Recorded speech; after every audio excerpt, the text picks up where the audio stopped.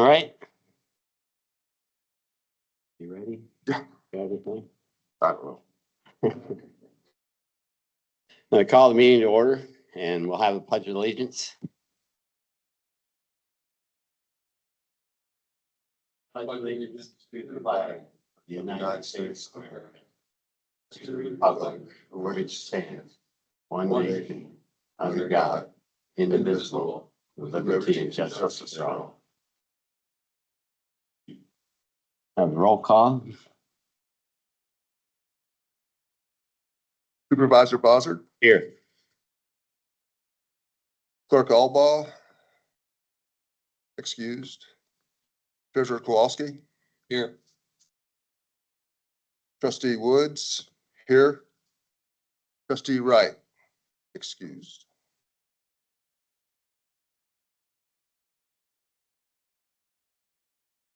Okay.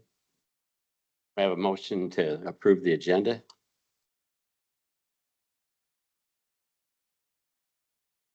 I'll make a motion to approve the agenda. Is there a second? Second. Okay. All those in favor signify by saying aye. Aye. All those opposed, the same. Okay, reports, permits issued, it's the fire chief.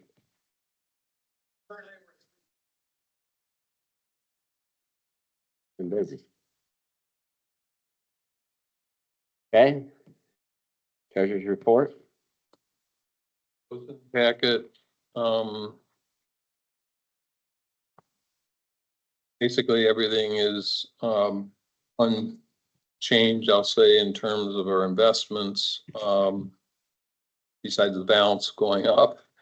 I will note that at the bottom in the notes, I've updated the information on restricted fund balance from the fire department millage, as well as the other balances, described there. And that's basically, that came out of the, audit that concluded, for the, budget year through March 31st. We did have one CD with the Marshall Credit Union for roughly $1 million, come due this week. That was at 5.3%. So I negotiated a 4.77% CD for 10 months. So that'll show up in the next month's report.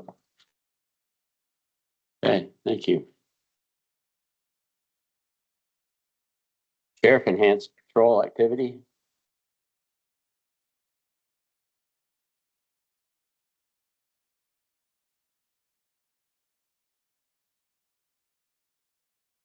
My first month back and we had 30 and a half hours in, got 38 stops, mostly because we had 3 times going to jail for warrants, 3 for driving without a license.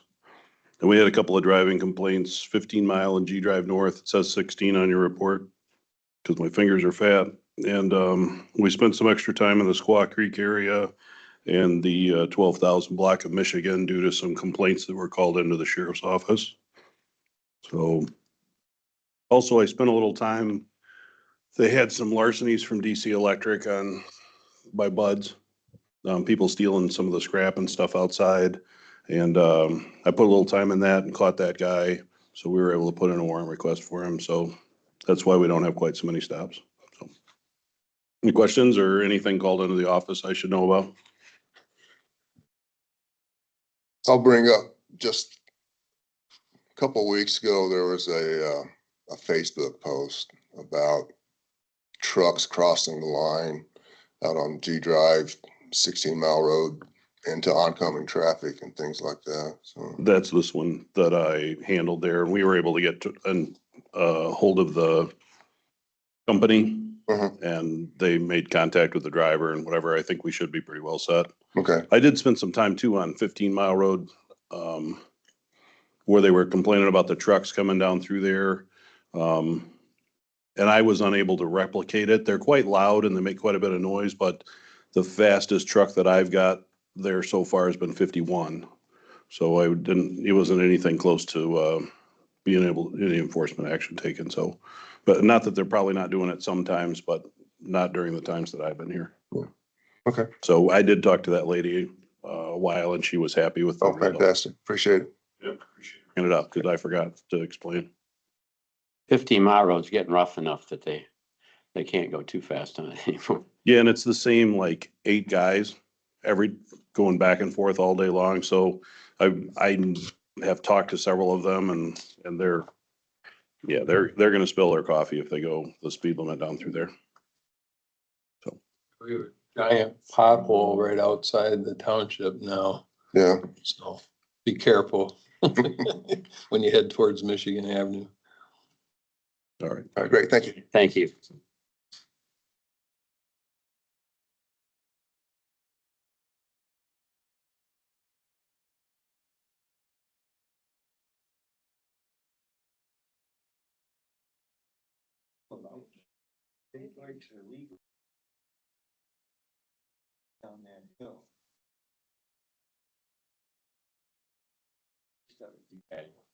Planning Commission. Mick? Okay. A few items from the planning commission. Okay, our last meeting was on the 7th of October. And David Brown, special land use permit came up again. Progress is being made on his fence, albeit ever so slowly. There have discussions between Dave and Shelley from SCMCCI started off good. They seem to have plateaued at a not too high level. So at that particular meeting, the commission passed a motion to, I'll read it here, to reaffirm the April 1st, 2025 PC motion to suspend Mr. Brown's special land use permit for his particular parcel number 16-272-015-00 until he complies with the April 16th, 2024 agreement that he and his lawyer agreed to. So that's where that stands right now. Okay. The master plan survey is in full swing. I just counted them, 105 so far. And for those attending here this evening, we do have surveys on the back table that if you haven't got one or received one in the mail, please take one and fill it out for anybody that's in your family, old enough to vote. Appreciate their responses. Next item was landscape review for the next area, Serial City Solar for tree planting continues to be in progress. It seems to be planted some trees, they died, so they're trying to find a better place to put them and reevaluate where they do need to go. So the Zoning Board of Appeals had a meeting this past Thursday. And one of the major actions that came out of that was they did not approve the rezoning of 16-140-003-11, which is on G Drive, right next to the bus garage, to highway service. So as of right now, as it stands, that parcel is ag, and we're going to update our zoning map accordingly.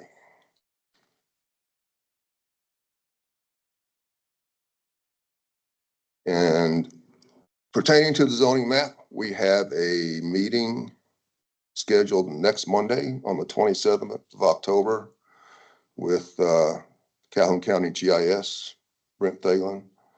And we're going to be meeting here to go over the updates that we've been working on, the zoning map review committee.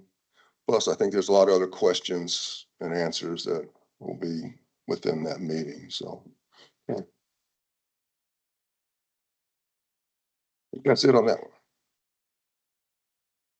All right. Road liaison, Woods. Road Department.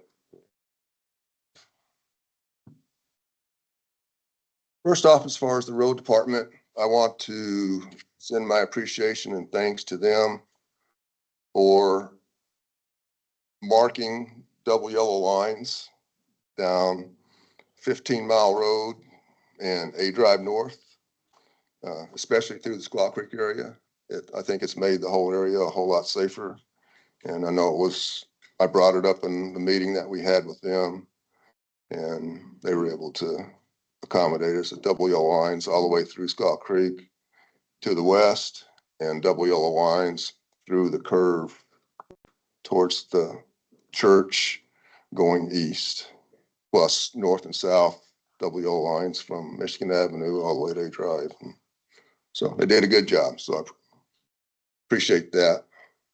Also received an email from Skylar Cudney at the road department, and he forwarded us 5 agreements, proposed agreements for road work for next year.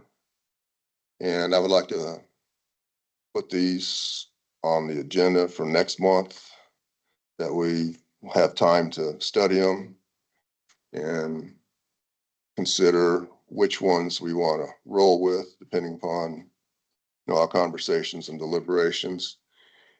And the road department needs our decisions no later than the 15th of December. And that's all I have on that. All right. The PA 425 subcommittee. Wayne's not here, so Glenn? Yeah, so, we've met with the city twice.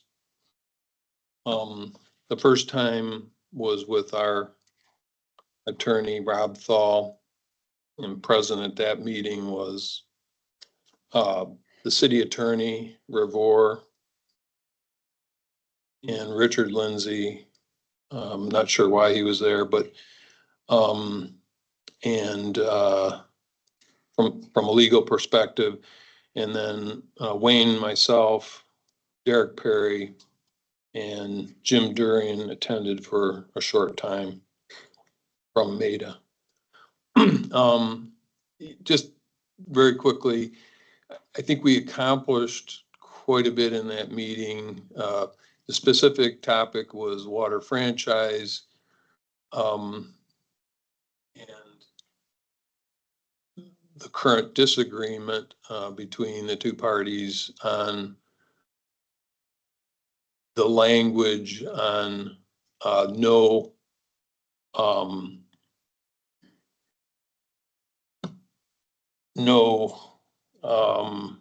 annexation. Sorry, I kept having assessment in my mind, but yeah, annexation. The city doesn't want that language, and the township does. So we spent quite a bit of time talking about why. City said they have no interest in annexation, so we said, well, then it should go in. They said, well, we don't want it in. And so we expressed a concern that if it wasn't in and the 425 agreement lapsed in 2029, that then we would be exposed to possible annexation. There was a broader discussion just in trying to, I think, improve the relationship, working relationship. So we touched on the JPC at that first meeting, and trying to nurture communication between the city and the township. The economic development officer did come up. We did tell them, Dave, that you were that person. Derek Perry is open. He suggested maybe a monthly meeting, with the idea being catching some longer term development interests that they get at the city before it gets to the JPC or even the staff at the city. So that was a suggestion, was that you possibly consider meeting once a month or whatever you think is appropriate. As kind of an early indicator of what might be coming down, and that, and then also that the JPC, that the city staff would inform the JPC members, especially from the township, early, when they get a firm application. So that was the gist of that meeting. We had a second meeting specifically on the JPC, because we weren't getting information on the township side. So we had a specific meeting on that topic. That was just Derek Perry, Marcia Strange, Wayne, and myself. And the goal was really just to move things forward and try to clarify, when the city was going to communicate, who they were going to communicate to, the zoning administrator. Zoning administrator then, based on whatever the planning commission wanted, could inform the planning commission. So we just tried to lay out something reasonable in terms of a broad-based process to get things moving forward. There was a brief discussion on the interpretation of the JPC. It's clear to me anyways, that there's a disagreement on the interpretation of their authority, which I don't think is new news. Yeah, and so I think that was about it. I think we made some good progress. Unfortunately, I don't know that transferred to the first meeting after that. But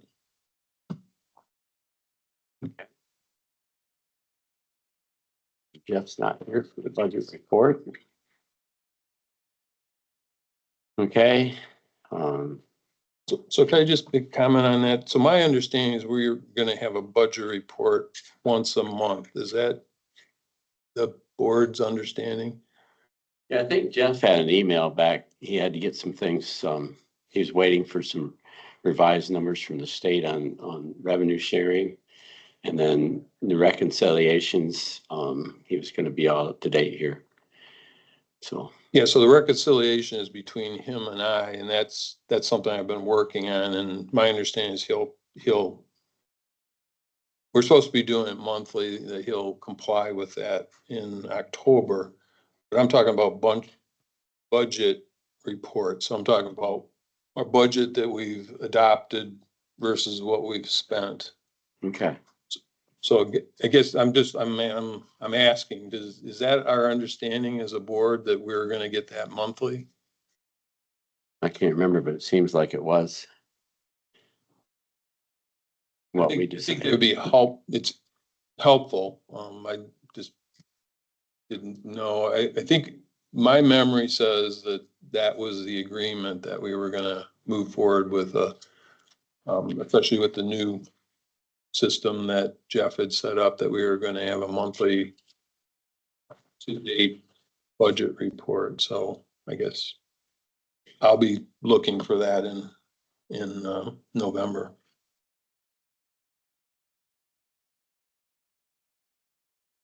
Okay.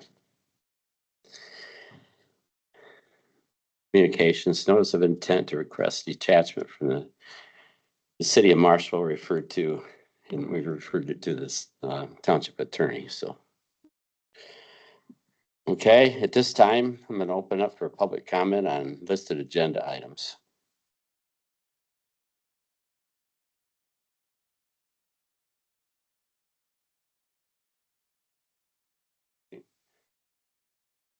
Seeing none, we'll move on. Okay, is there any, we'll have the discussion update, action may be taken if the board moves, so. Number one is, should board designate liaison to communicate with MEDA, i.e. the supervisor as economic officer. Board member, Wayne's not here. So I could probably expand on that a little bit. I don't want to speak for Wayne, but during our first meeting, Mr. Durian kind of buddied up to Wayne and said, hey, you know, if you want to talk about what our plans are, you know, let's get together. And so I think they've gotten together at least twice. I think once was at Bear Creek. And I think, you know, part of that was, hey, you know, trying to maybe improve the relationship. So I can't speak to, you know, what went on at those meetings between Wayne and Jim Durian, but I think that was part of it. I think, you know, correct me if I'm wrong, but my understanding is we do have a economic development officer. I think in the December 9th meeting, we talked about it. I think Dave, I think you volunteered or you were, however, you were designated. Right. Because we aren't a member of MEDA. If we were on the board of directors of MEDA, that person would automatically become the economic development officer. But since we've chosen not to be on the board of directors of MEDA, we have to, by agreement, have a separate economic development officer, which I think we have with the city. Again, this is with the city, not with MEDA. So. Right. And well, last Friday, I had a phone call from Derek Perry, and I went in and talked to him, and Scott Wolfberg was there, and he wants to meet with me and on this here and go over what developments are coming. So that was one of the things we talked about. Do you know when you're meeting or? Well, right now, we're gonna wait until I get through a few things here, but it'll probably be in November or towards the end of November, so.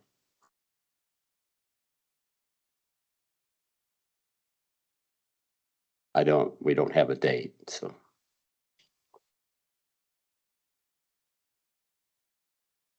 Okay, is there any more discussion on that? Seeing none, does the board want to send a letter of support to MEDA Assistance for Long Street Living Furniture Store? My name's not on there, but I think it's a really good idea.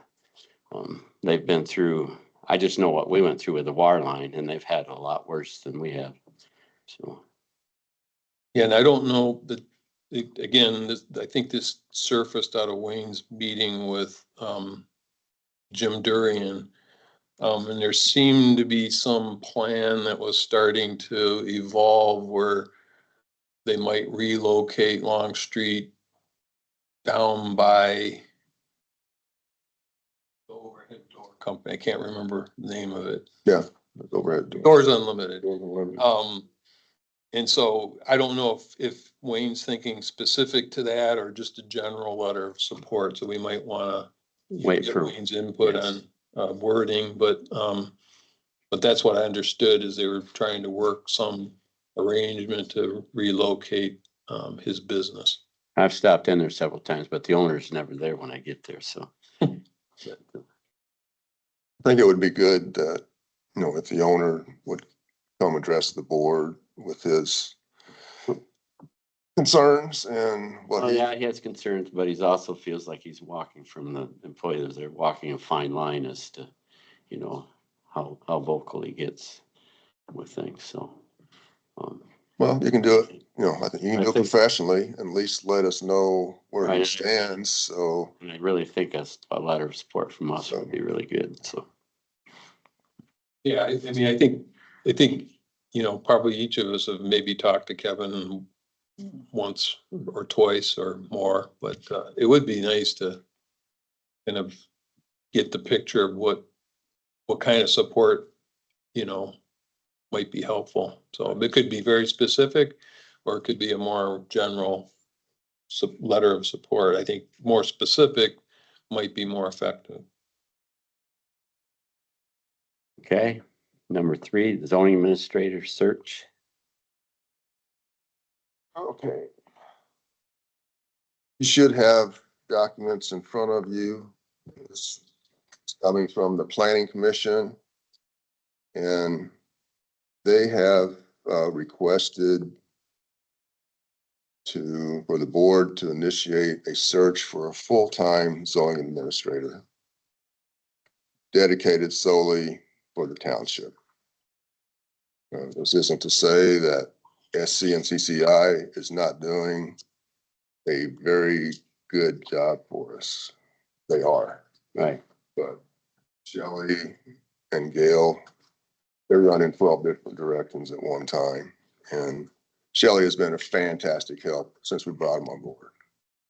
But it just, planning commission feels that having a dedicated sole township zoning administrator is really what we should be looking at. And that's what the letter pretty much refers to. And along with the letter, they have a draft job description for a new zoning administrator. And as I understand it, it was put together from different job descriptions from different townships, et cetera, just to kind of cover. And there are quite a few jobs that a zoning administrator would be tasked to do within this job description. And it is a draft only. The board makes the final decision. But what I would like to do on this is have the board look over it and then make a decision at next month's meeting. And if there are, once the board, as they look over it, if there are any modifications or questions about it, they can contact me and I'll see what, apply them to the draft Okay. before the next meeting. You want to make a motion, or because there's two people not here at the end of the day, if we want to come back in November and be prepared, we might want to entertain a motion. Can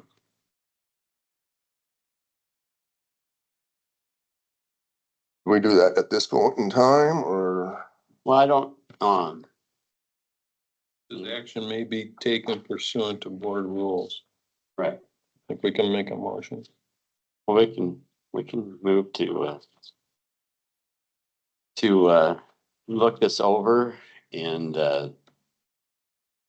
possibly have it on our November meeting if everybody's in agreement with, or, you know. So that be the motion then, or All right. should it go to a motion at this point in time? Well, I think tonight it's information. And if we want to move forward to it, it needs to probably be on the next agenda. So I'm going to make a motion that the board review this job description and come to the November meeting prepared to discuss a final version of the job description.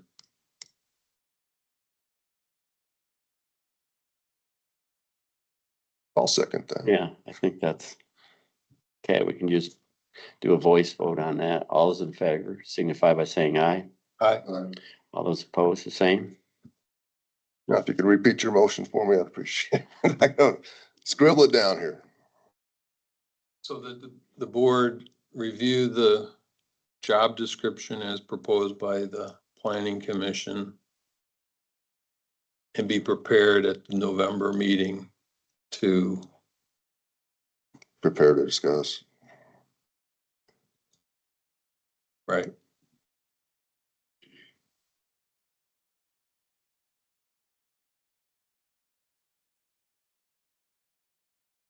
Okay, move on to the JEC. Woods. Some of these things here.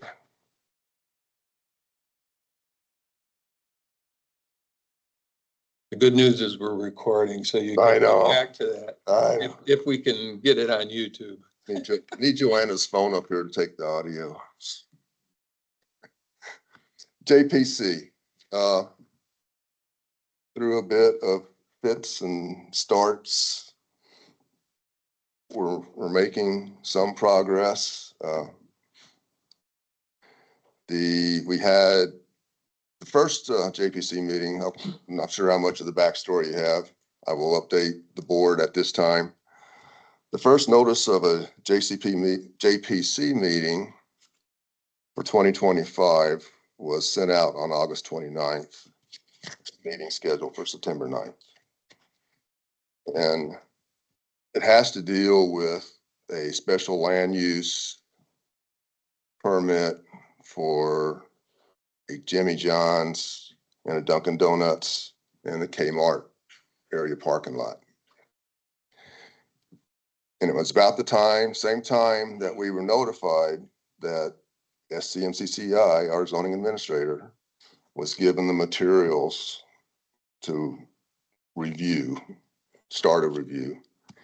And there was not enough time for them between August 29th and the September 9th meeting to review anything to present to the JPC members, much less the planning commission, what was going on with that. So that particular meeting, there was no quorum. So a second meeting was scheduled for the 22nd of September, and pretty much the same thing. There just wasn't enough time for our zoning administrator to review, to update us, to present to us information concerning what the special land use permit was for. It's about that time that we all had the great idea of we need to sit down together and talk and hash things out. We did have a good meeting on the 2nd of October. Marcia Strange, the zoning administrator from the city, came. Chair Johnson, Vice Chair Sly, and myself were present at that meeting, and it was a good discussion. We got some things ironed out between the city zoning administrator and the township zoning administrator, timelines and things like that. So that led to the scheduling of the October 14th JPC meeting, which was this past week. And the first item on the agenda was election of officers, which has been delinquent and has not been held in over 3 years. And per the JPC rules and procedures, an election should be held every August, and that has not been done. So the first thing on the agenda for this particular meeting was an election of officers. And we proceeded through 15 votes, ending in a tie each time for competing chairs. And there was a motion made that after the 15th time to call the meeting, and the meeting was called at that point. No further action was taken in that meeting. You were called in for discussion on Friday. My apologies if you didn't know beforehand what was going on. I will attempt in the future to keep you more up to date on the going-ons with the JPC and the Planning Commission, if you so desire. And and you contacted me shortly after that meeting and just asked my thoughts on it. And there are tensions and have been tensions between the city and the township for a while. But myself, I didn't recognize those tensions during this particular JPC meeting. It's mostly procedural. And we have to be able to iron out the procedures on how to elect officers. And that's where we stand right now. Right. Yeah, my intentions were to call each JPC member, and I hadn't. My next one was Joanna, and then a lot of things happened, so. So why don't you tell us more about your meeting, Dave? I went in, on Thursday, I got a call from Derek Perry, and he wanted to meet with me about the JPC. So I said, he said, well, when can you do it? And I says, well, the earlier the better tomorrow. And so I went in and I met with Scott Wolfsberger. He was there, and myself and Derek. And they just they told me that there was 3 votes. You said there was 15 votes. And I guess, you know, we got to get a chair elected somehow. And whether we nominate someone else that's going in on the JPC and see, because it's going to take 4 votes to get them there. And I said, you know, they said some things, and I said, all right. One of the things is there's probably a lot of feelings about, because of the last JPC meeting that was in May when this whole thing went on, and it was voted down. And I said, then there was a lot of things said, and it was wrong. I mean, the JPC voted the way they did. They're good people on there. And I said, a lot of it leads back to that. And we've just, you know, it's on both sides. We got to move forward. So, and at that point, I said, I'll try to talk to each one of my members and see if we can't move forward. So there's two observations. Number one is, the current or the past chair, Banfield, cannot be chair, right? He's past 2 years, which is the limit for the chair, is 1 year. One year is pretty clear. So he can't be chair. So I think that was one problem that I observed from the audience, is that he's insisting that that he can be, and he was nominated. The second thing is, there was no public comment period, which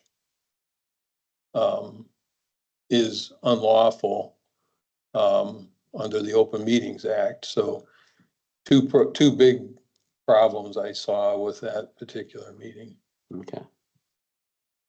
And I guess to that point, I don't know, you know, and actually Mick brought this up in April of 2025, this year, there was a draft of a memo, or actually a letter to this, potentially to the Joint Planning Commission, including the city.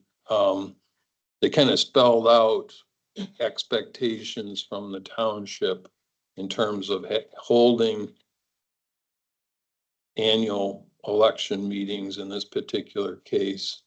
So I would think at this point, we've probably reached a point where we have to I would think the board should make their position clear on what our expectations are for the JPC, following the rules and procedures. So we're probably not prepared tonight to act on it, but I guess I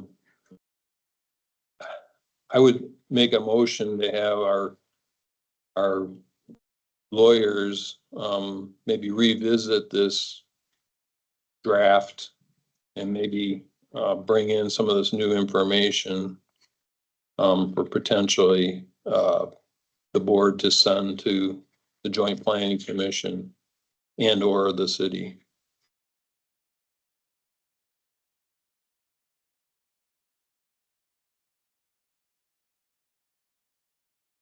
I'll second that. All right. Probably I'll have a roll call vote on this one. About the attorneys. Could you restate your motion again, please, Glenn? Yeah, so the motion would be to have the township attorney draft a letter to the Joint Planning Commission and or the city of Marshall, stating the township's position on the JPC following the rules and procedures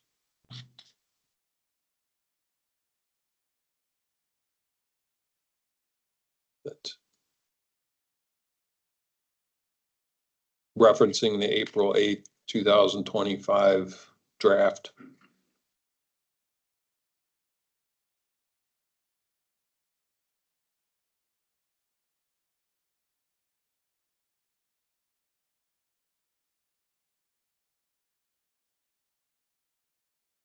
Yeah, motion to have township attorney draft letter to the joint planning commission and or the city stating the township's position to follow the JPC rules and procedures. And maybe reference the April 8th draft, I guess, as a starting point. Because they've already done the work. Mhm. They just probably need to have a few things added.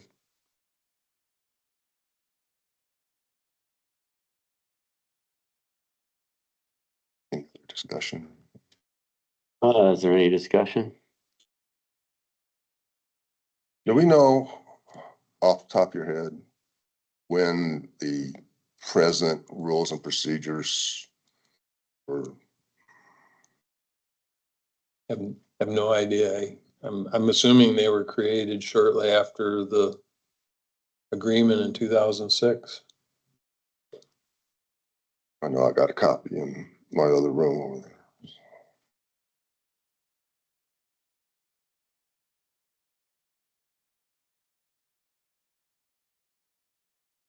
Joanna's looking right quick. Joanna?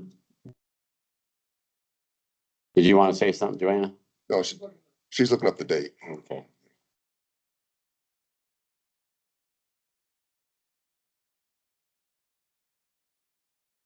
Joanna Johnson, PC Chair. They are on the Marshall Township website, and according to the website, the footer on those rules of procedures for the Joint Planning Commission or JPC are dated 9/19 of 2006, so September 19th of 2006. Okay, thank you, appreciate it.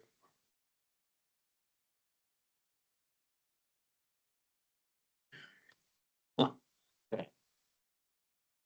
Cool.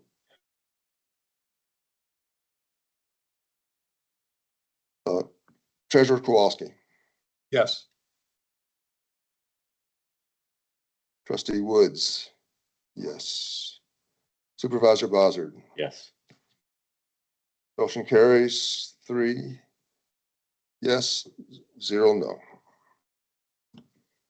Okay, traffic, safety and construction issues.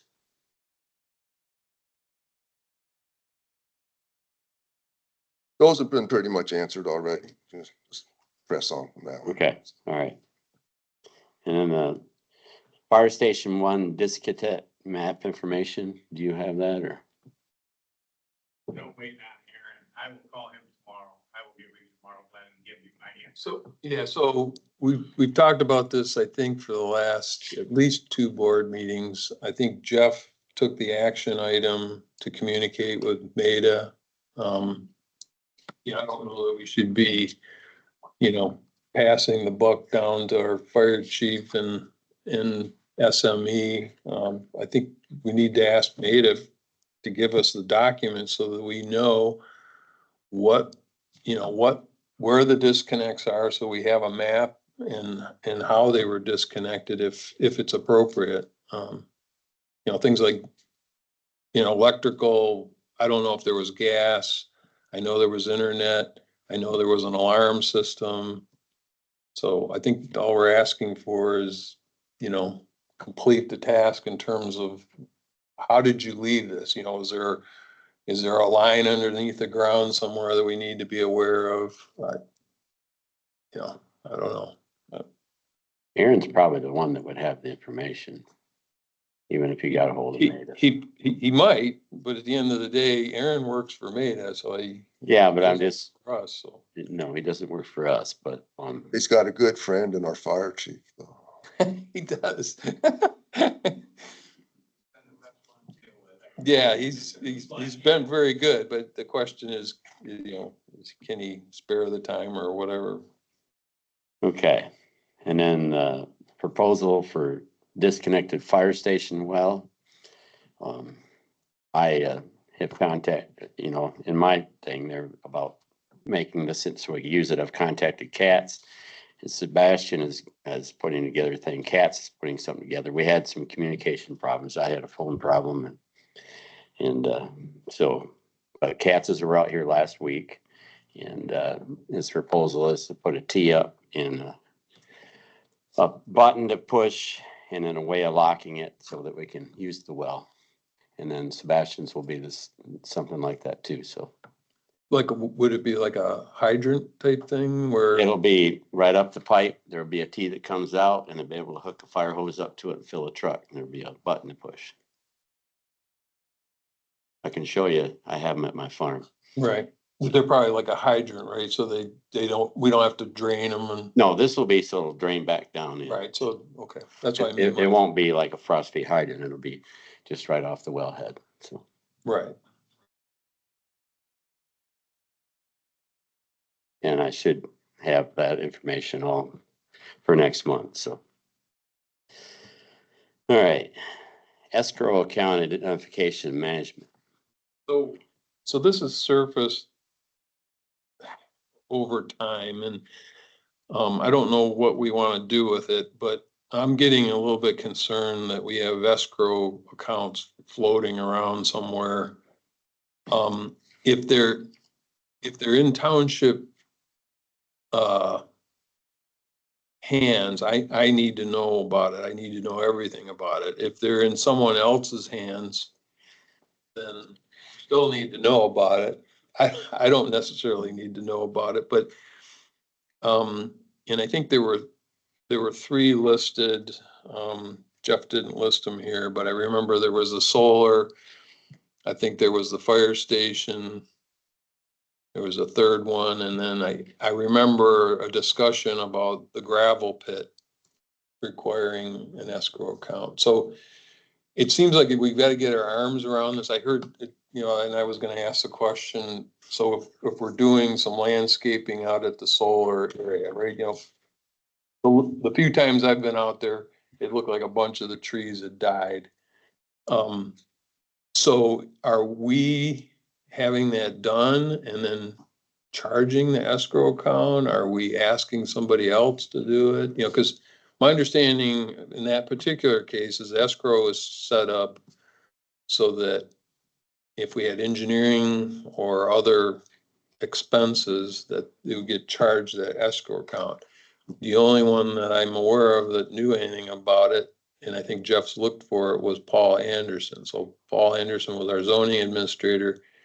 He's been gone well over a year now.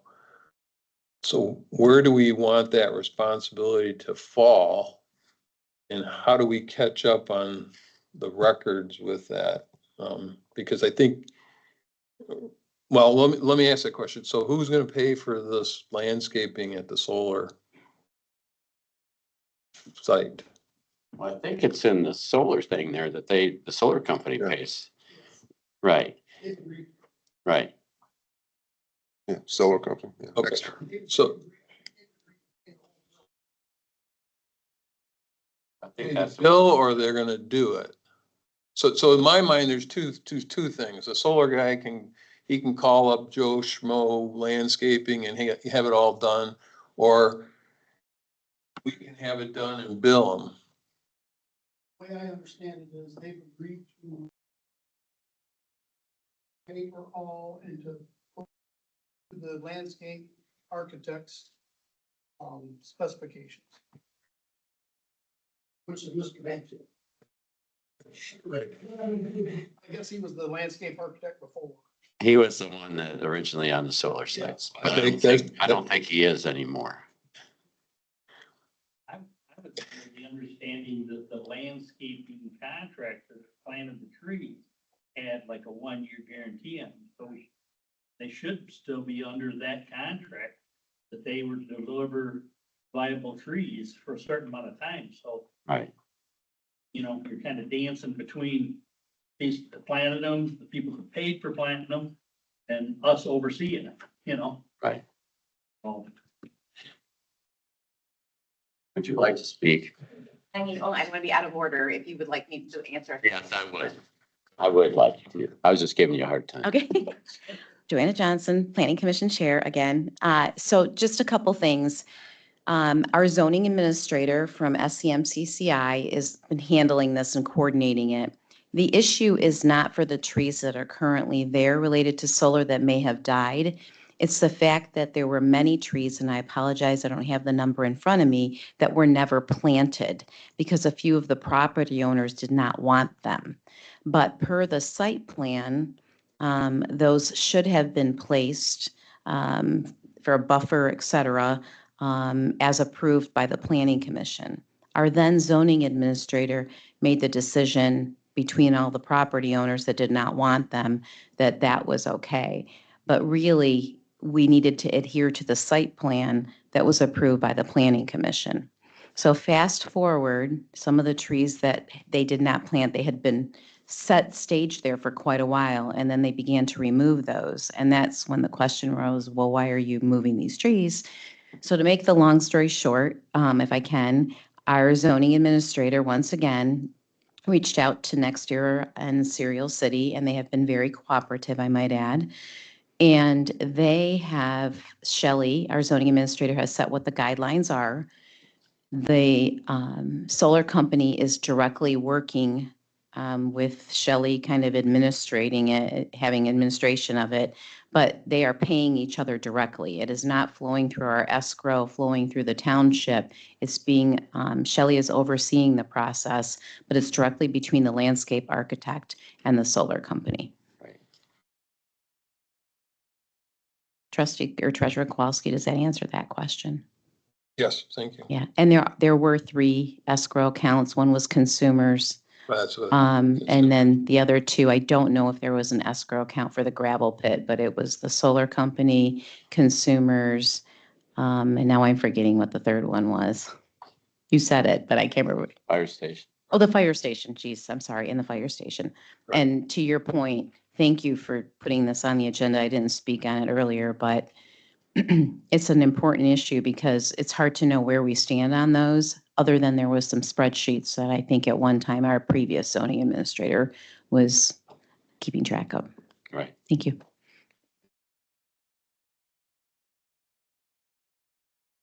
Okay, planning commission survey and mass communication system So status. what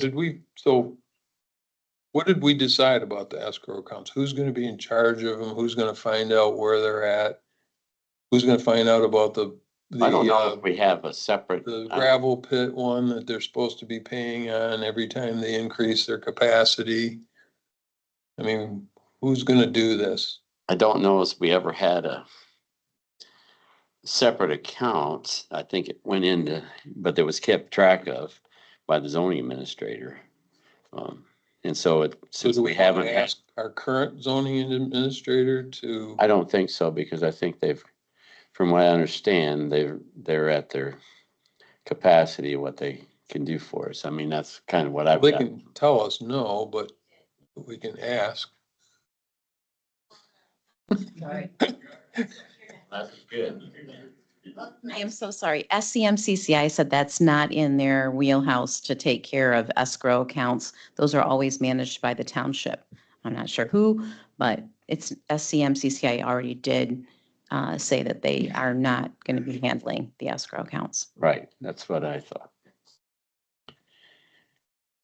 So do we want the office manager to do that? Who do we want to do Well, I that? think Jeff was trying to find the information on them, and until we have the information, I don't know. Well, he did. He found 3 Excel spreadsheets that are, from who knows when, something prior to August of 2024, Okay, that, are spreadsheets. So I guess well, I don't feel comfortable just having escrow accounts that we don't know anything about. I mean, Right. it doesn't make any sense to me. I understand what you're saying. I mean, I wish Jeff was here, so we could get a little bit more information on it. Well, he sent us the information he found, which was the 3 Excel spreadsheets. I don't know that Jeff's gonna take any more ownership than that, unless you know something I don't. talk to Jeff, so, about that, but I would like to talk to him about it, so. Well, I'm gonna make a motion that we have the office manager collect all the information we have on existing escrow accounts and any escrow accounts that are missing and bring them up to date.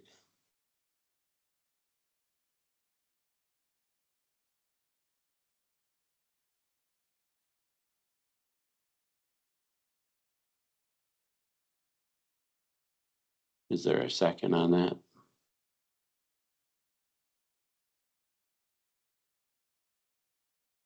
I will second that one.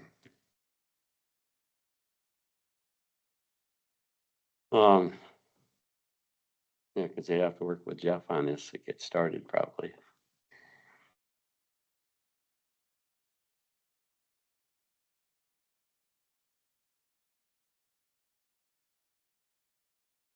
So office manager to gather information concerning escrows on, If there's any other escrows,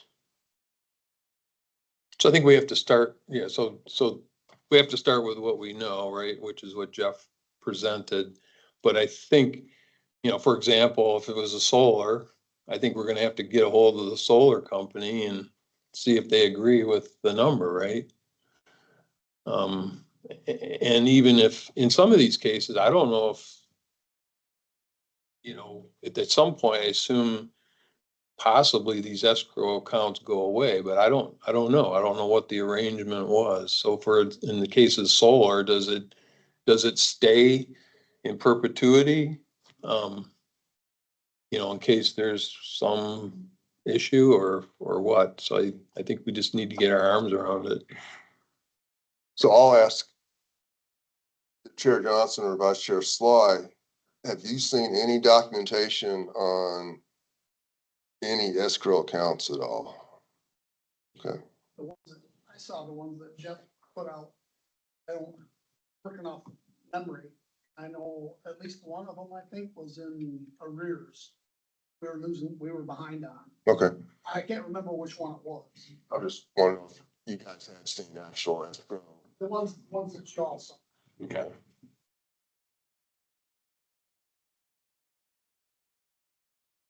Please state your motion again for me, Glenn. Um,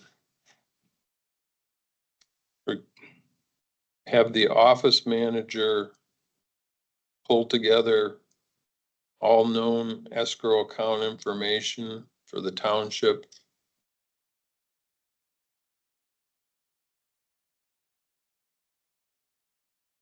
Anything after that point?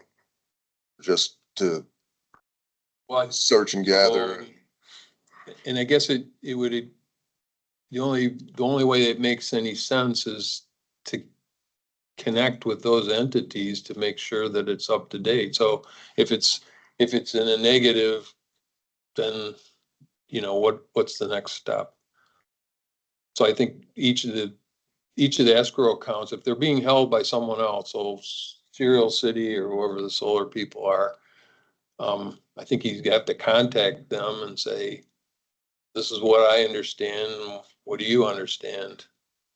And then the gravel pit, I don't know. That was something that surfaced that, we may not even have current records on, but apparently the gravel pit's supposed to have an escrow account that gets increased as they increase their capacity, so. But there's probably some information that could be gathered there, so, Well, I'm sure he could get that information. right. So I guess it's gathering information and updating it with the holder of the escrow account. Well, that and then the board will make decisions on where we go from there. Right. But I mean, the action item is that, I guess, is that, So office manager to gather information concerning any all escrow accounts for the township and updating current information with the actual holder of the escrow account. sounds perfect.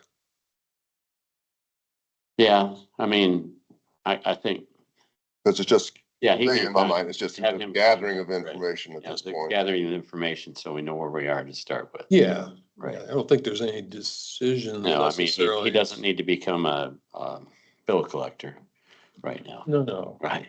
well, no. So, It's, I think right now, we just don't know anything, right? right. And they were supposed to pay into the escrow account as we used the funds, and that has not happened.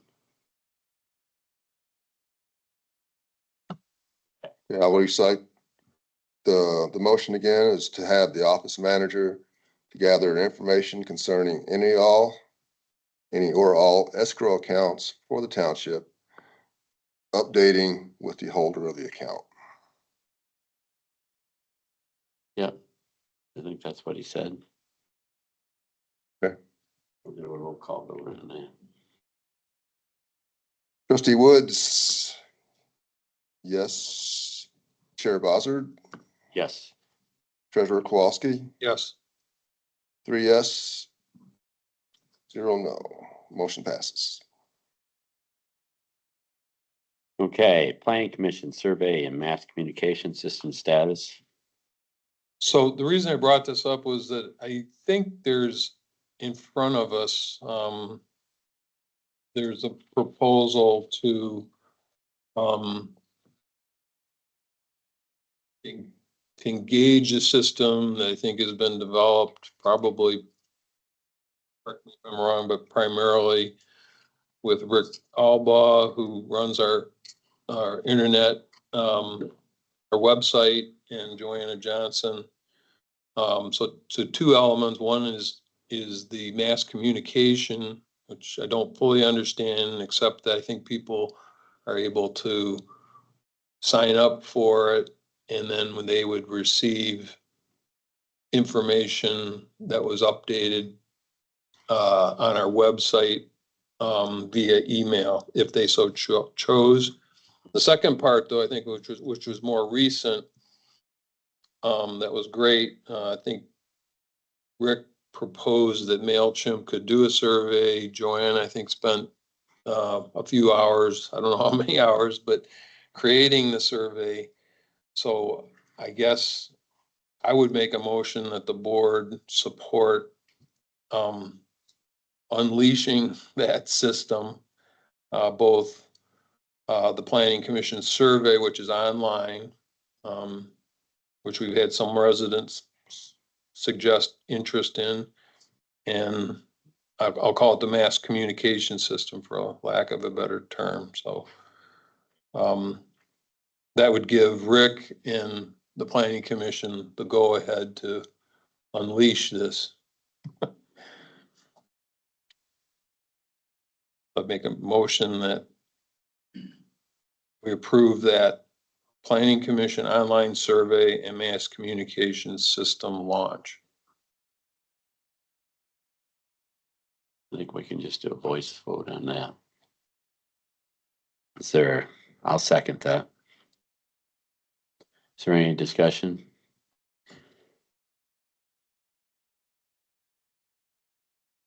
From the chair and vice chair, has there been any updates that y'all are aware of on the mass notification system? The test and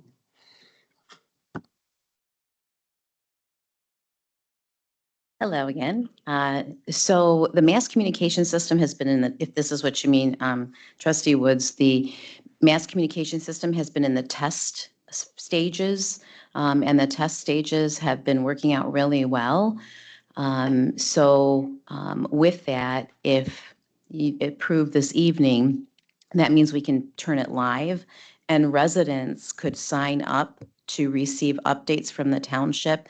Anytime something is posted to the website, I believe right now it's like every Monday evening, sometime between 4 and 7, residents could get an update on what's happening in the township based on what's posted on the website.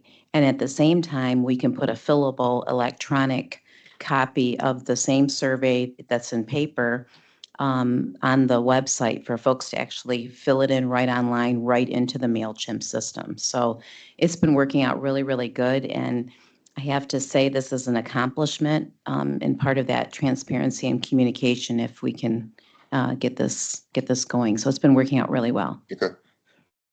Thank you. All right. All those in favor signify by saying aye. Aye. All those opposed, same. Carried. Okay.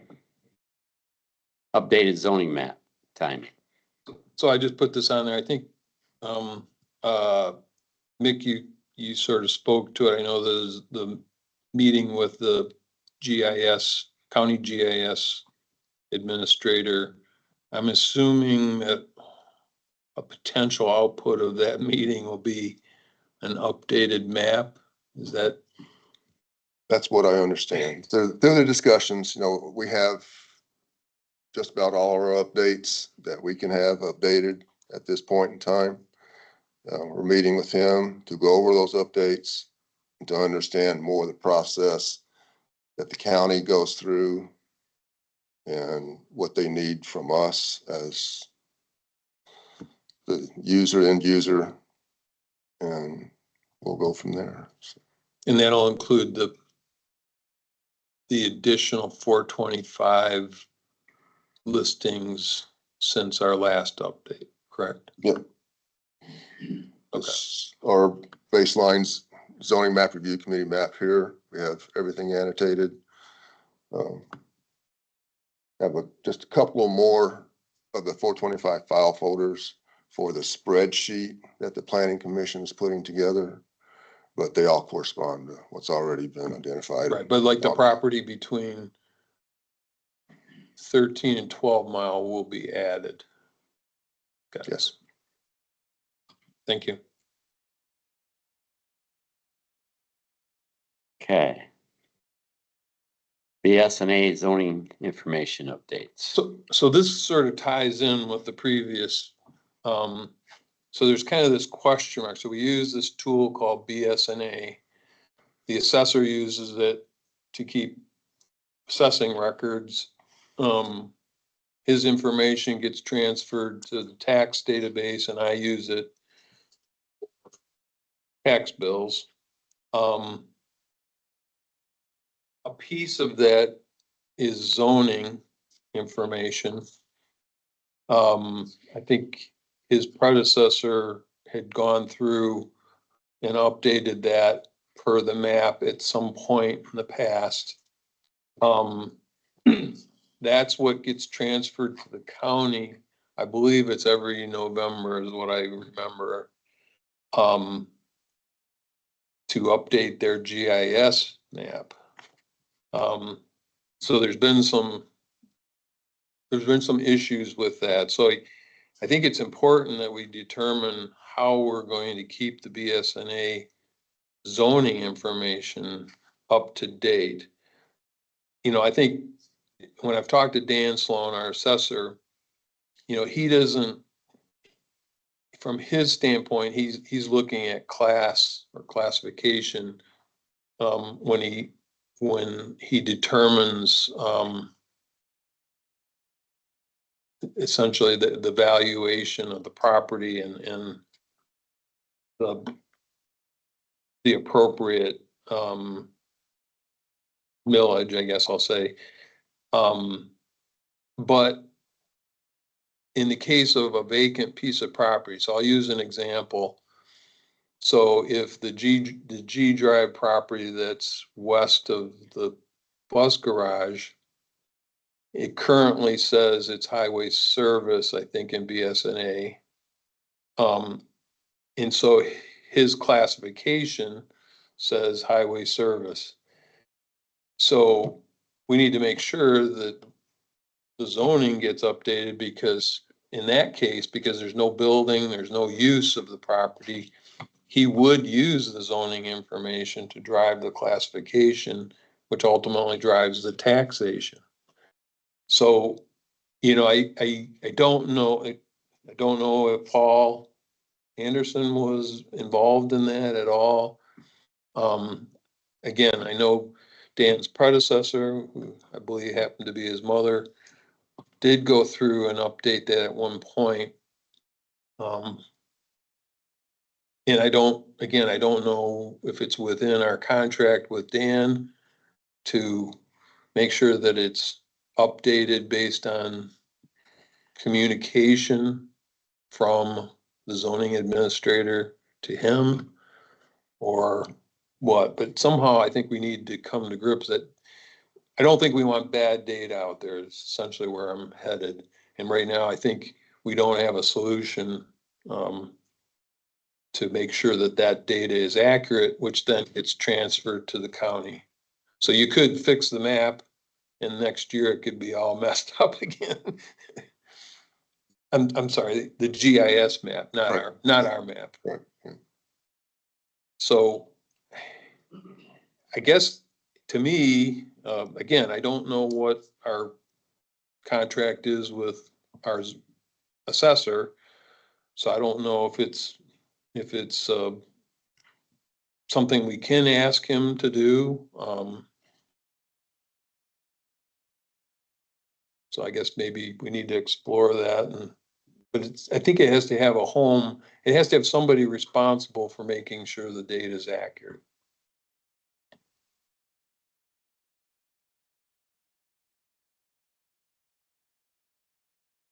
Thoughts? Well, I was just thinking.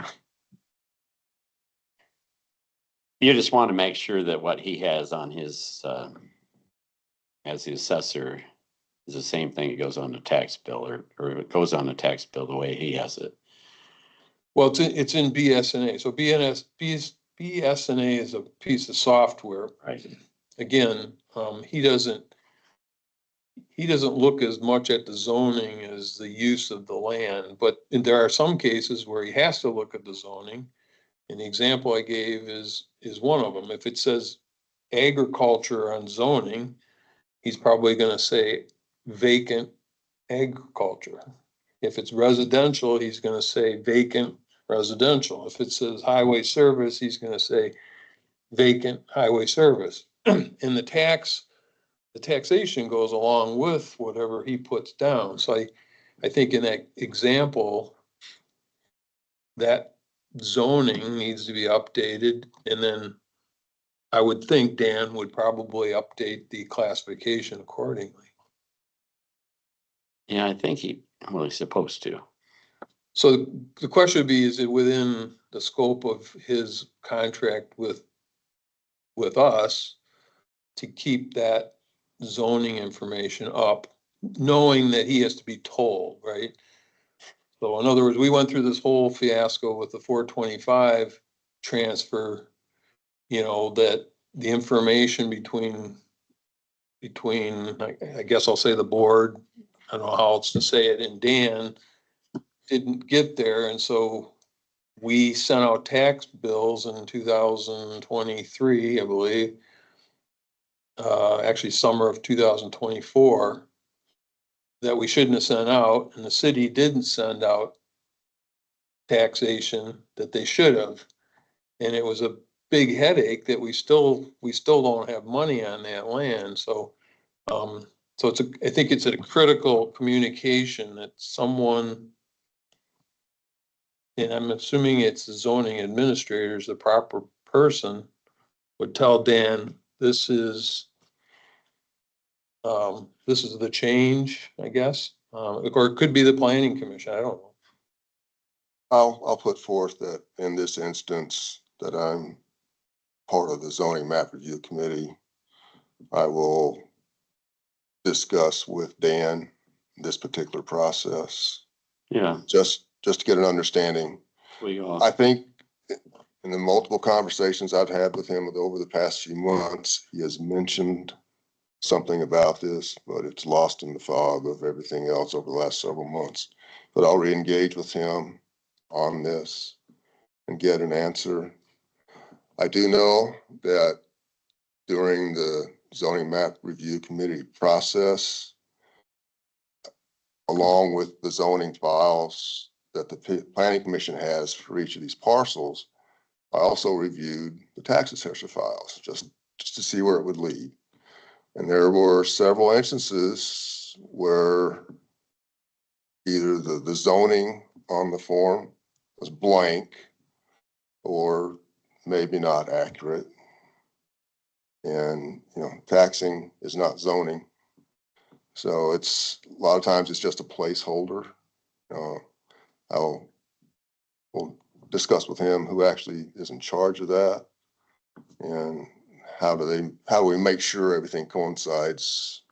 The two should coincide, really and truly, Yeah, I think so the risk is if our zoning map and our BSNA data don't agree, then the county is gonna have bogus information. They're gonna keep getting bogus information. So I think the key is BSNA needs to reflect the zoning map, which is the master document, right? The zoning map signed by the clerk is the master document, and everything should feed off of that. Now I can tell you, Dan's not too excited about zoning information in BSNA, but he did indicate that his predecessor had gone through and updated it per the zoning map at some point in the past. Well, I will get with him and Okay, see what that discussion brings. good.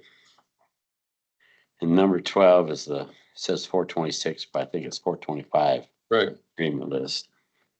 So that's similar, and I think Mick mentioned it, but I think what we're talking about here is that there was a simplified version that basically lists the 425 agreements, if you will. And then it has that one had simple information of when it was signed and when it expired, which may or may not even be accurate. But I understand there's gonna be maybe a more expanded, number one, it wasn't complete because it left off Right. many years ago. Secondly, it wasn't always accurate on when things started and when things ended, especially in lieu of the master 425 agreement. So I know it's a lot of work, but I'm hopeful that that's still in the works. Is that? Yeah, that's been a coinciding task along with updating the map, reviewing all the 425 properties and the other properties that come up in question, is building this spreadsheet for the planning commission that, the township can use as a whole, and it will provide end dates, start dates, who gets it, when all these things end, if they end, if they ever start. That's a whole different conversation, but type of thing. So yeah, it's a work in progress, and it should coincide shortly after we get the map done. We can get that spreadsheet published. So. Okay, and the next two things, I think we've already, zoning administrator job description Right. okay, so we can go on to 15th and the fire station. So 14 was slightly different, and I just bring this up because Mick, you brought it up a while back about everybody having a job description, and I didn't know if that was still the plan, or. It's been on the back burner for several months now, but it's still something I know I need to get done. And Yeah, and I won't bring it up anymore. It came into my mind and I just thought I'd ask if there was an update. Fire station open house. You want to talk about that, Jay, or? Got it set for November 8th from noon to 4. Gonna have hot dogs, quote unquote, get in a little pushback on cooking hot dogs, so I've got to call into the health department. But it said, somebody told me you can't, so we'll see if we can get a permit, we'll go from there. We've got drinks. Exactly, like, we're just real hot dogs for God's sakes. But yeah, it's gonna be open for anybody that wants to attend, residents, non-residents. We've got it posted on Facebook. It is gonna be in the advisor the last 2 weeks ahead of it, so it'll be the 31st and the 7th, it'll be in the advisor. Figured 2 weeks was probably enough, so, And the date and time again, or? November 8th, noon to 4. It is a Saturday. Yep, that is a Saturday. I did leave a flyer. I don't know if Carl put them out or not. I did leave some. I don't Put them know. out on the front and on the back table right now, so. Okay, awesome. Yeah. Yeah, more than welcome to come. We'll have tables set up and walk through, talk and hang out on the line. And it might be a good time to just, have the surveys available. If the online system is up and running, maybe we could even have a laptop for people that want to quickly fill out the survey. But for sure, the paper surveys we could have out. And, Okay, there's, moving on. There's no referrals. Do we have a motion to approve the following agenda items? And if there's anything you'd like to take out separately? I'll make the motion. There's support. support. So we'll move on to, old unfinished business, the minutes for the 9/15/25 regular board meeting. Those are attached. Abandonment of the old well serving the fire station is tabled at the 9/15 meeting. If it's, well, I guess if it's all right, we'll just leave that tabled until the November meeting. Okay, moving on to new business. Checks issued. An amount of, that's a big number, Glenn. $3,651,273.71. Yeah, it was a big month. I did have some questions, but since Jeff's not here, you guys probably aren't gonna be able to answer them. I think one of them surrounded the amount of money for the company that did our audit. Plant Moran. Moran. I think there's some software elements to that, and so I have a few questions, but I'll have to Table those till next month. guess I'll have to table till next month. Okay.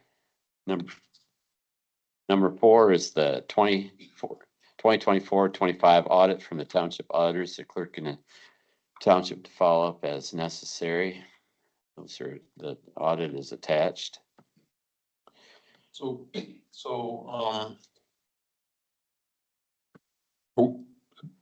I assume we can discuss these as we go through them, or do you want to? Yeah, if you, yeah, we can discuss that. So there's an awful lot in this audit, as I found out, because this is the first time I've gone through it in this detail, but one of the things that I guess I see, and this was on page 17, it looks like we're losing money every year. The cumulative on permits and applications.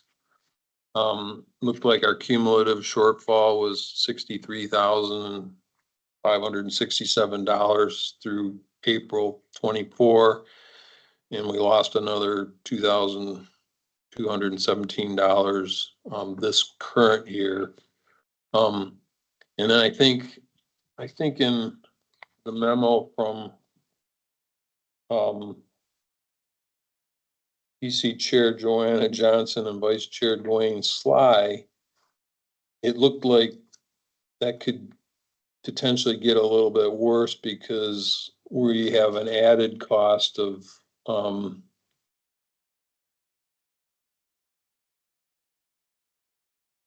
I guess the application, I'll say through SCM CCI. So I guess maybe I should have asked to have this pulled out separately, but I think we need to address this, and my suggestion would be that we do it during the budget process this coming year, so that the budget officer and the supervisor propose a way for us to get out of the deficit. We can't ever make money on it. And we can't necessarily make a lot of money off of it. Each year we have adjusted our fees. We've been adjusting them each year. Well, cumulatively, we've lost $65,000. Right, but we've been trying to eliminate that. Right, so all I was gonna suggest, I was actually gonna make a motion that, that as part of the budget process, the budget officer, who I know as I understand it, supports you in creating a draft budget, come up with a plan so that we don't have a budget next year, especially in light of the fact that we have a new application form, which just as a comment here, that application form doesn't seem to be on our website. So I ran into this through a discussion that popped up, but if we have a new application form that has to be filled out for SCM and CCI, we need to make that available on our website. But so is there room within this, or do you want me to wait till we're done with this to make a motion now, or? Well, we can go through this in, we could either, if we wanted to add something, we should have added it before the meeting, but we could move it. We could have a motion at the next meeting. Or at the end? Right. Okay. I'll wait till the end after we've gone through new business. Okay. Okay, and then adjustment of the deputy treasurer's salary effective November 2025 to be the same that provided for the deputy clerk, and that's attached. Yes, I sent the board the memo on the 14th of October. Presumably you've had a chance to read that, but the bottom line is that at the end of the day, if I don't have the office manager's assistance, I've relied a little heavier on the deputy treasurer, Liz Wright. I asked her to keep track of her hours. I listed those. They're not excessive by any means.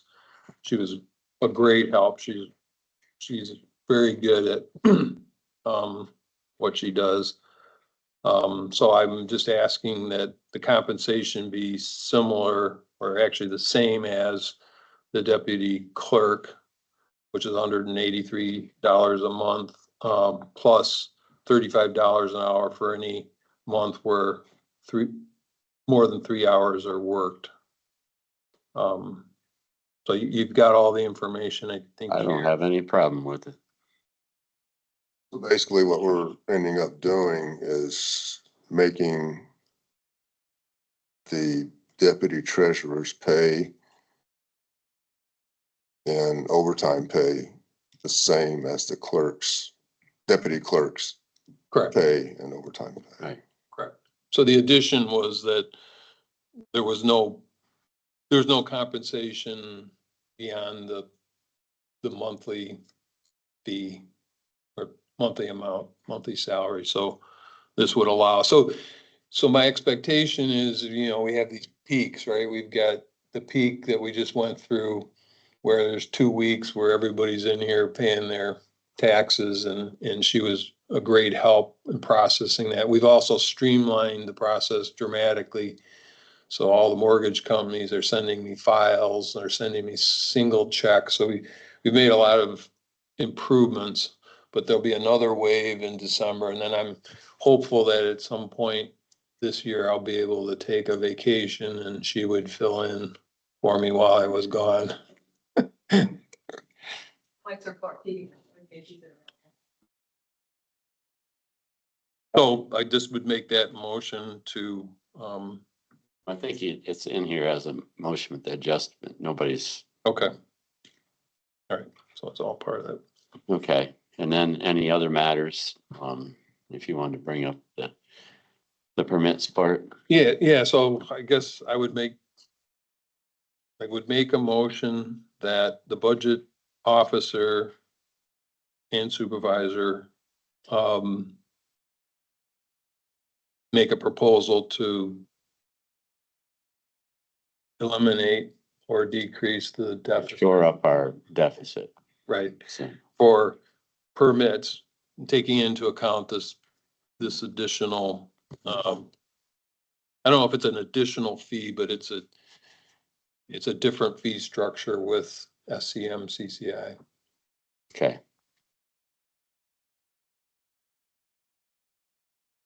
Is there any, discussion of any of the agenda items? Did I anybody think second that? I'll second it.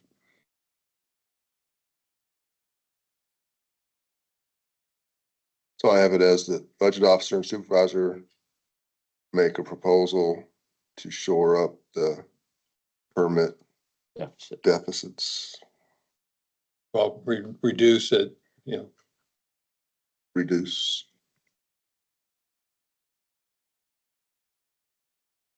Number 7. Under. Okay. Is there any other discussion on any of the old business and the new business?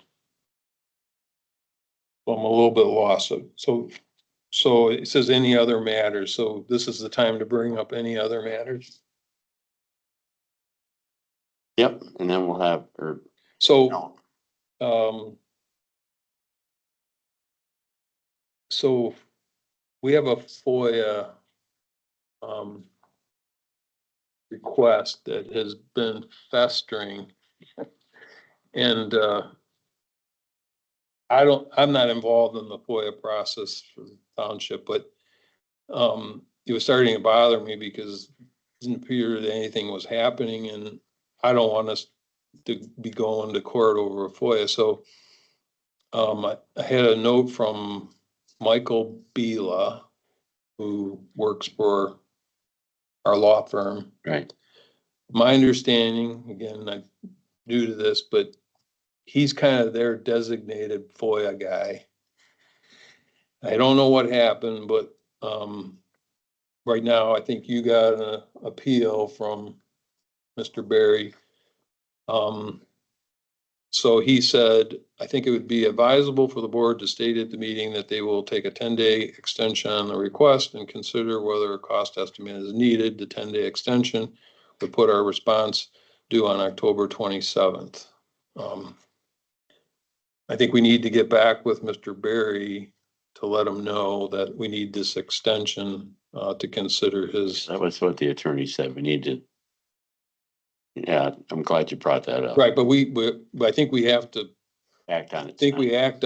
act on that tonight, to make a motion. So I will make a motion that the board request a 10-day extension, on Mr. Berry's FOIA request.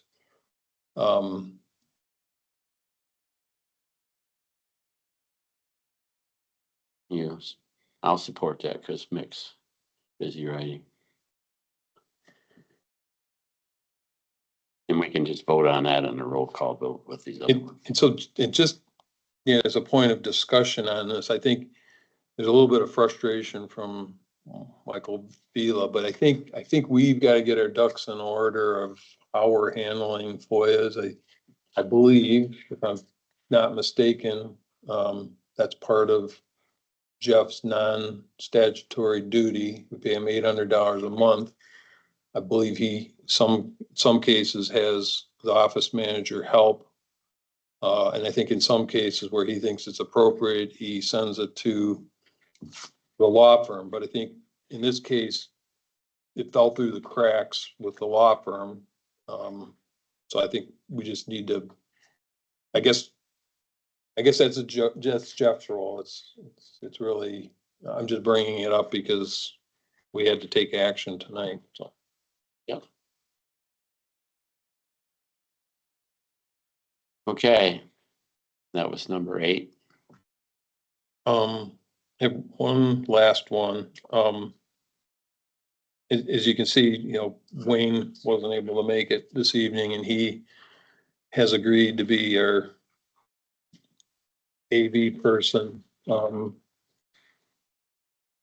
I've been thinking about this and I think it's asking a lot of Wayne to go to all the meetings. I think, the zoning board of appeals meeting would have been good to have a recording, but you know, unfortunately he was not available and he's not available this evening. I guess I'd like to make a motion that we pay, $60 per meeting for I'm gonna call it AV officer to record and post our meetings, and further require that if possible, Wayne get a substitute that would have the same per diem. So I think these recordings are important to people, and I kind of struggled to get it going today, but I'm not signing up to be the AV officer, so. So I guess the proposal would be, you know, Wayne is offered, and I'm calling it AV officer. I would propose that we reimburse him $60 per meeting that he records and posts to the web, and that we ask him to get a substitute if possible, for when he can't be here.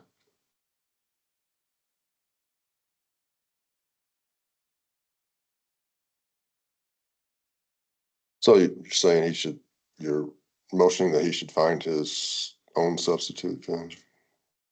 Find his deputy, the AV officer. Well, I mean, we can all help him, but I think it ultimately, if he's the responsible for recording the meetings, maybe he's the best one to determine who he Oh, wants. absolutely. I'm just saying, you want him to do that particular action, Right, not whether it's right that he decide. right, that he right. does it. That's my motion.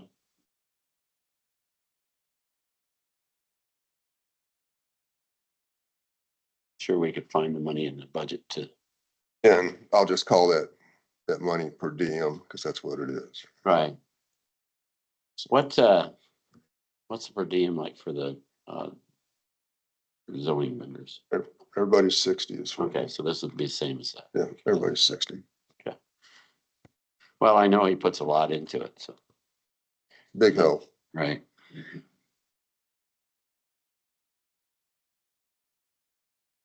All right, and that was number 9. Yes. So I guess we're ready for roll call vote. You want me to go through the list? Or do you want it?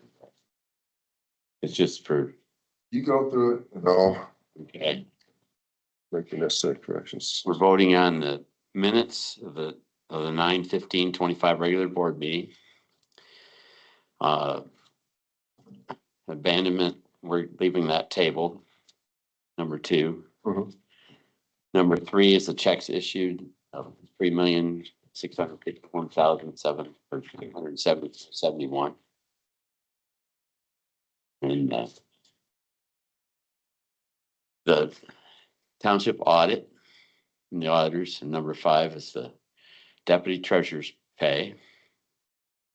Number 6 is, or number 7 is the budget officer and the supervisor will try to get our deficit narrowed up for the next budget member through the permits. Number 8 is the FOIA 10-day extension, and number 9 is per diem pay of $60 for the AV coordinator, and them to find substitute to take their place when they're on vacation. So I just have one thing that I don't know if I think this is the proper time to put it in, but I guess I'm not sure. So I guess I'd like to make a motion that we go into closed session to consider our attorney's opinion and recommendations. And so we can discuss that before we come back out into open session. So I don't know, again, I don't know protocol, but I think we want to vote on these. Now let's vote on these. I just want to make sure that that doesn't fall off the table. Okay. So we went through those, so Mick, can you do the roll call vote? I just have one question. So number 4 is still being voted on? Or has it been? Yeah, it's just. And they're gonna follow up on what needs. to Okay, be- follow-ups. Okay, gotcha.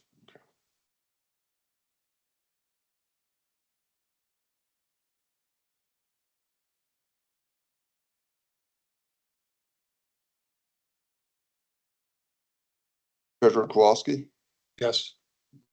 trustee Woods, yes. Supervisor Bozzard, Yes. 3 yes, 0 no. Mr. Supervisor. All right. So at this time, we'd like to move into closed session. For the board members. So. Yeah, Let me just ask a question. Because I Okay. don't know, there may be somebody that wants to make public oh, comments. yeah, I guess we could go to public comments before we So that, go into closed session.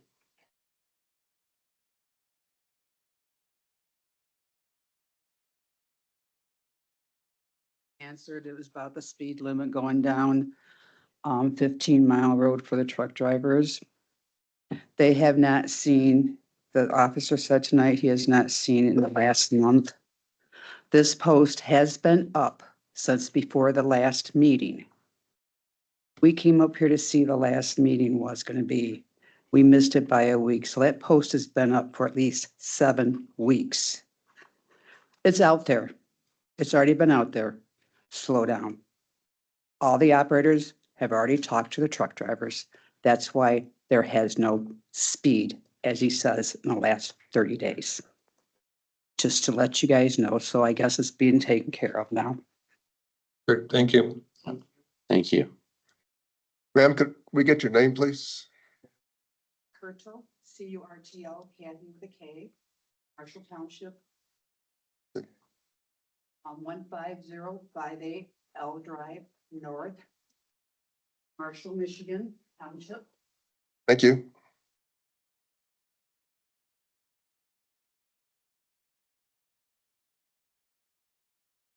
Any other public comment? Just Yeah.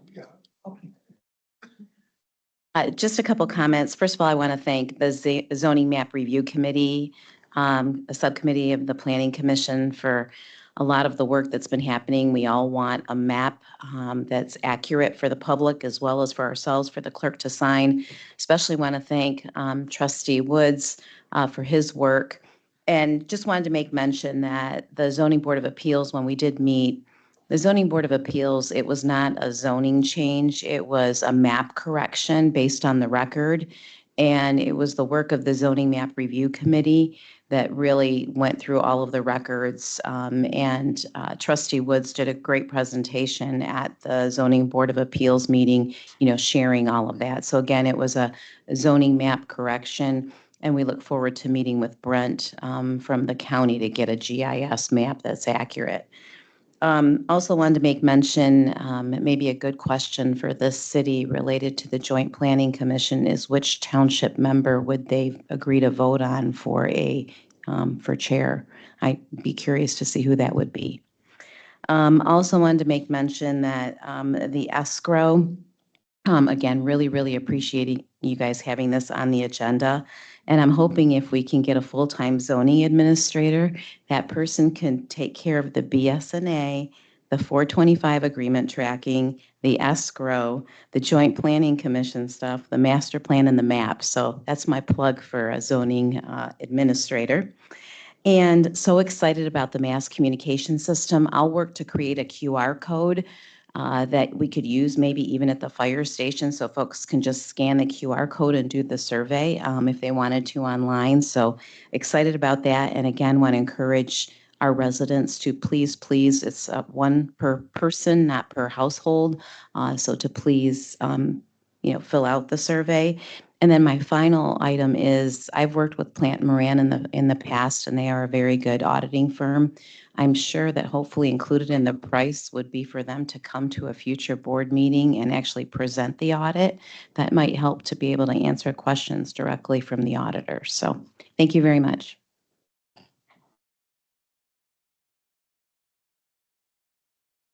Anyone else?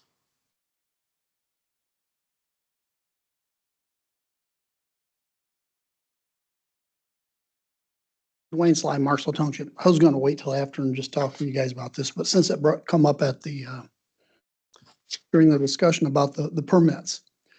I don't understand how the permits work, and maybe you can explain it to me, but to my understanding, when someone comes in and gets a permit for, say, a building, and they pay the fee, let's say it's $100. It's my understanding that 90% of that goes to the inspector, correct? And 10% goes for our overhead or our cost. Okay, so what does the resident get for their permit fee? I'm assuming we get Permit. a permit, but we also are paying for an inspector, correct? Right. So I assume that we're getting an inspector to come out and make sure that whatever is being done, whether it's construction, electrical, plumbing, is done properly and up to code. So out of that 90%, does that automatically go to the inspector? So when I come in and pay my permit, does that just boom, goes to the inspector? And I'm asking because every month in our permits, there's roofing, tear off and replace roofing. There's never an inspection done. I had it done I had to put a new roof on our house this year, $225 for a permit, so that's $202 to an inspector. Never got inspected. So that doesn't seem very prudent to me for the township to just be giving someone 90% of a fee if they're not doing anything for that fee. And I was wondering, is that the way it's supposed to work?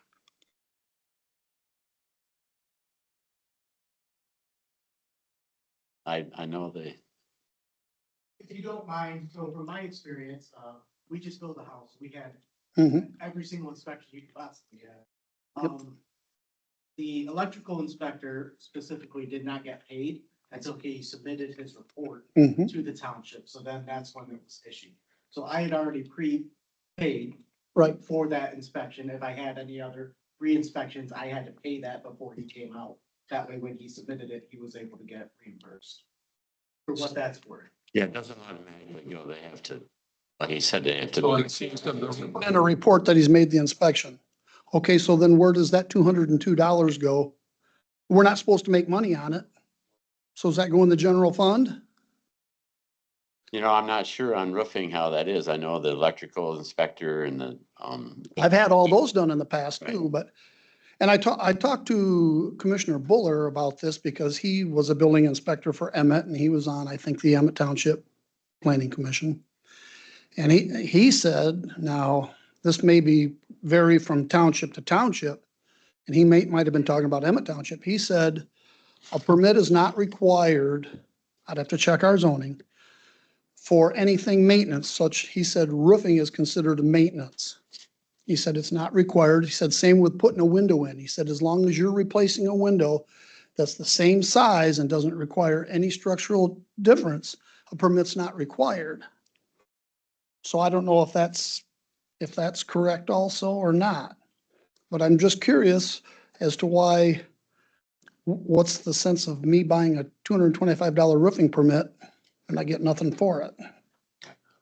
So I can tell you that I have no idea how our system works. And what I was thinking about as you were talking is I really think we need to have a session at some point where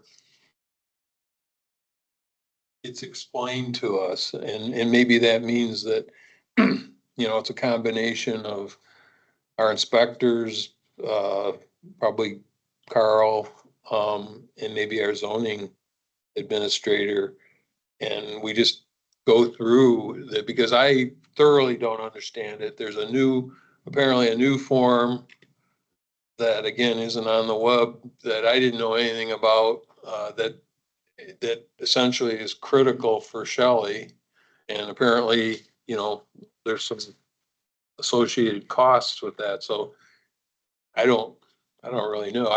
What I do know, what I learned the other day is just because you make an application out and just because the inspector approves the application doesn't mean you've gotten a permit yet.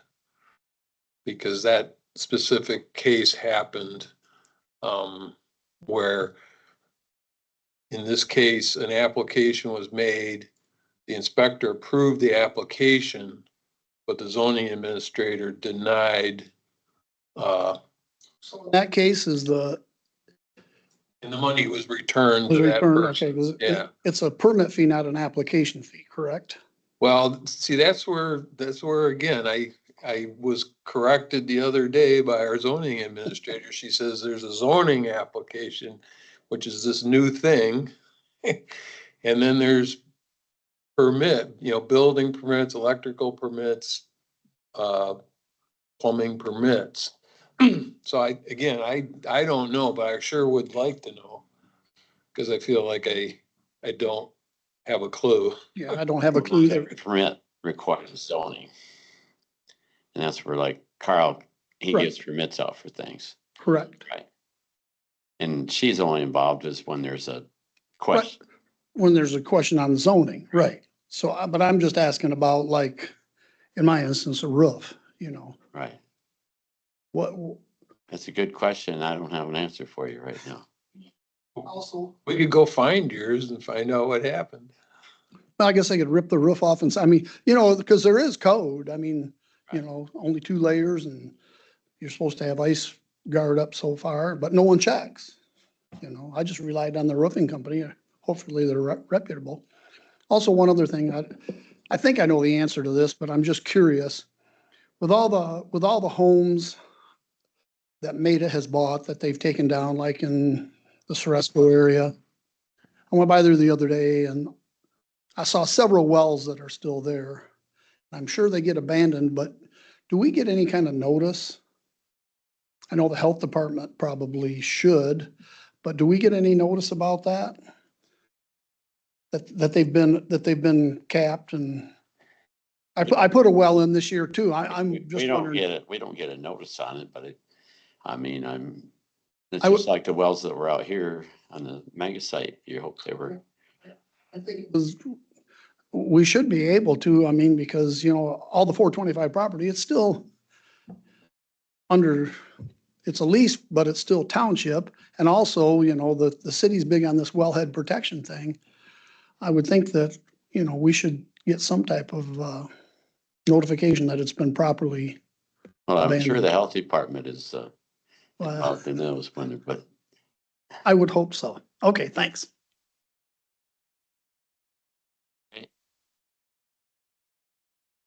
Drew Phillips, Marshall Township, H Drive North.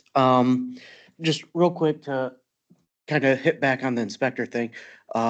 Within the last year, you guys actually approved, I think, the inspector fee to go up for all of them. Because the last time I was here, I got up and said thank you for that because they do a lot of work and I think we were the lowest township by far, and many of them are in different townships doing the same thing. So I believe it was up to $75 per inspection that they would get for all 3 of the different inspectors. But then I wanted to come up specifically and say, as far as like the letter of support to Longstreet Living Furniture, as a local business owner, I just want to say that type of stuff goes a long way, even if it's not my business, but to see you guys taking that time, I just want to say thank you. So, thanks. Thank you. Your last name again, please? Phillips. Phillips, okay, thank you.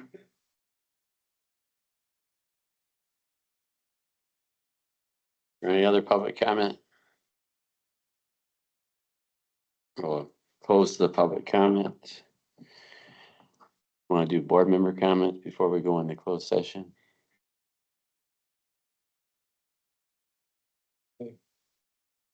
If we're gonna do board member We can comments. do it right now. Okay. I spoke with Wayne after he's had his 2 meetings with Jim Durian of Maida. And of concern is Long Street Living and what they're going to end up doing. There's a proposal to help them move down to the abandoned outdoor property further down Michigan Avenue. But there's also discussion on the Bear Creek property. Med-C is hot to get money returned on that property. And they either want somebody in the building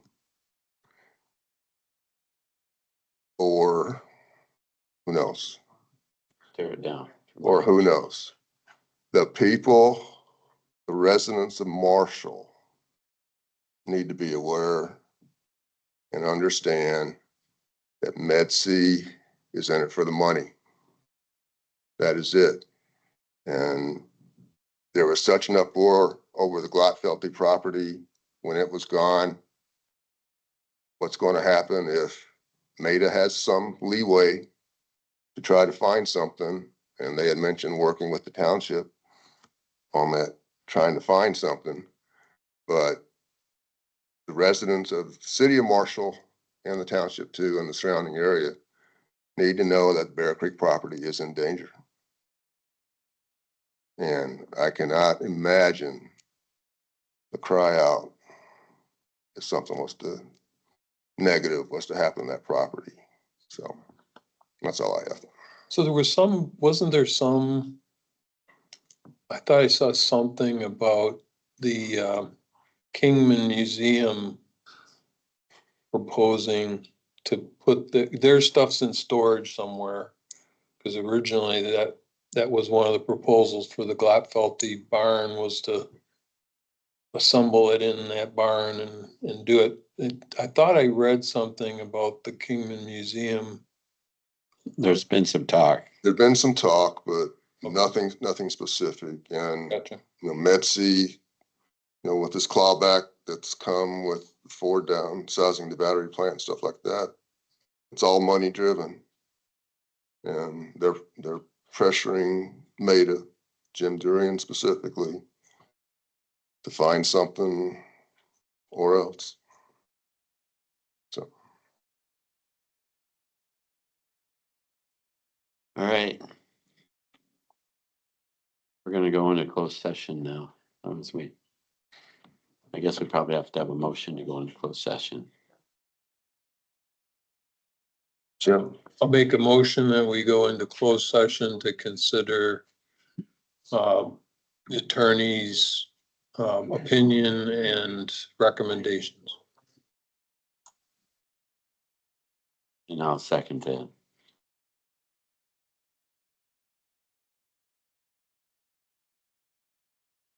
Yeah, thanks for coming, Thanks, guys. everybody. Okay, so I need, Trustee Woods? Yes. Supervisor Bozard? Yes. Treasurer Kowalski? yes. 3 yes, 0 no, Mr. Supervisor. Okay. Probably best not to record this part. All right.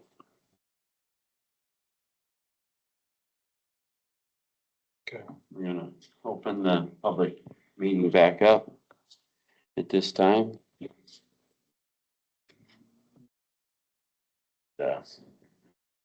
Or any motions or? I will make the motion to move to authorize the township attorneys to file a request to intervene and or to request to file an amicus brief on behalf of the township in the Court of Appeals case of Committee for Marshall, not the mega site, versus the City of Marshall et al., and to submit any additional briefing as permitted or required by the Court of Appeals. I'll second that. Right. Probably ought to have a roll call vote on this. Roll call vote. Commissioner Bossard, No. Treasurer Kowalski, Yes. Trustee Woods, yes. Okay. Motion carries 2-1. 2 yes, 1 no. All right. I'll also make a motion to move to send the city a written request for all studies they have demonstrating the current capacity of the sewer and water systems under the Master 425 agreement. And to the extent such information is insufficient to determine the necessary capacity to move forward with a request for an independent consultant pursuant to paragraph 14 of the Master 425 agreement. I'll second that motion. All right. Roll call. Trustee Woods, yes. Treasurer Kowalski, Yes. Supervisor Bossard, Yes. motion carries 3-0.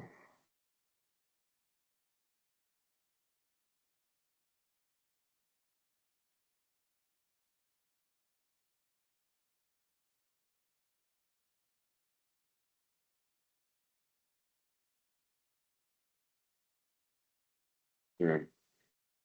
Anything else? Okay. Any other board member comments? No. Done. I believe we're adjourned. Thank you. Yes, thank you. All right. It's a good meeting, guys.